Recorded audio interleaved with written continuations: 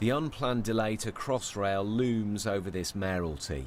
It affects transport revenues and other schemes. Camden Town Station and the Piccadilly line upgrade have been delayed. In the future, perhaps, there might be others.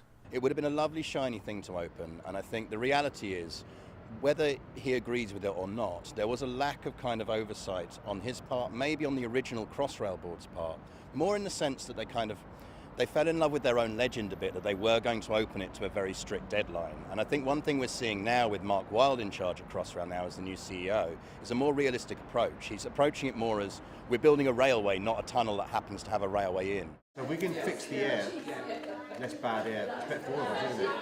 While the mayor says he wasn't to blame for the Crossrail delay, elsewhere he has introduced the ultra-low emission zone, or ULEZ, early, where older, more polluting vehicles pay. But it'll be expanded in 2021, which will face more opposition.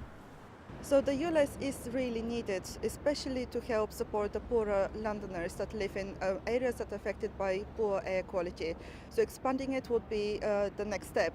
But we think that this should happen in combination with smarter charging and actually making it fairer for people that might not be able to afford to replace their vehicles with other options. And also investing in public transport so that people have those alternatives. One of the main policies of the mayor is something called Healthy Streets, which is meant to encourage walking and cycling. But what was meant to be one of the main legacies, the Oxford Street pedestrianisation, has been scuppered due to politics and local opposition. Protected cycle lanes have increased, although critics want more. The night tube and night overground are up and running.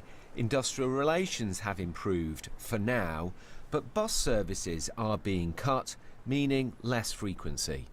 And Londoners aren't travelling as much as they used to, particularly leisure travel. Some people blame lifestyle changes and the rise of things like Netflix and Deliveroo. But all of that is adding to an already difficult situation with the transport budget. As well as Crossrail, the mayor has introduced the 1-hour bus hopper fare.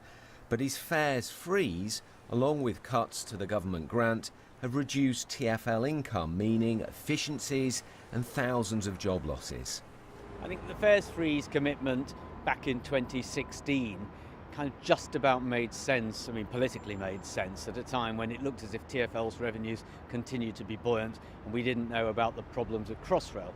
Today, I find it very hard to imagine any mayor committing to a fares freeze, or any mayoral candidate committing to a fares freeze looking forward.